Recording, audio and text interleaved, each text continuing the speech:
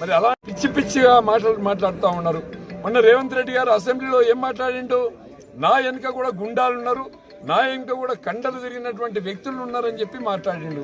దానివల్ల రాష్ట్రంలో ఉండేటువంటి కాంగ్రెస్ పార్టీ మూకలన్నీ కూడా రెచ్చిపోయి పనిచేస్తున్నాయి. మా నాయకుడే గుండాలను ప్రోత్సహిస్తున్నాడు, మా నాయకుడే అవినీతికి ఎంకరేజ్ చేస్తున్నాడు, మా నాయకుడే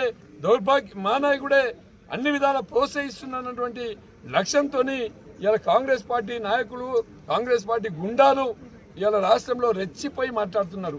కేసీఆర్ కుటుంబం మీద మాట్లాడినా మరి తెలంగాణ రాష్ట్ర ప్రజల మీద మాట్లాడినట్టే. కేసీఆర్ అంటే తెలంగాణ, తెలంగాణ అంటే కేసీఆర్. ఇది ప్రజలందరూ కూడా తెలుసు. ఎందుకంటే తెలంగాణ రాష్ట్రం ఎవరు తెచ్చిండ్రు? ఒకవేళ 1969లో తెలంగాణ ఉద్యమం వచ్చింది, ఇంతకంటే బ్రహ్మాండంగా ఉద్యమం చేసిండ్రు. ఆ రోజు తెలంగాణ ప్రాంతంలో చాలా మంది ఎమ్మెల్యేలు గెలిచిండ్రు, ఎంపీలు గెలిచిండ్రు. ఆనాడు అమ్ముడుపోయినటువంటి కాంగ్రెస్ నాయకులు అమ్ముడుపోయి మళ్ళీ ఆ రోజు ఇదే కాంగ్రెస్ పార్టీ ఇందిరాగాంధీకి అమ్ముకున్నటువంటి రోజు.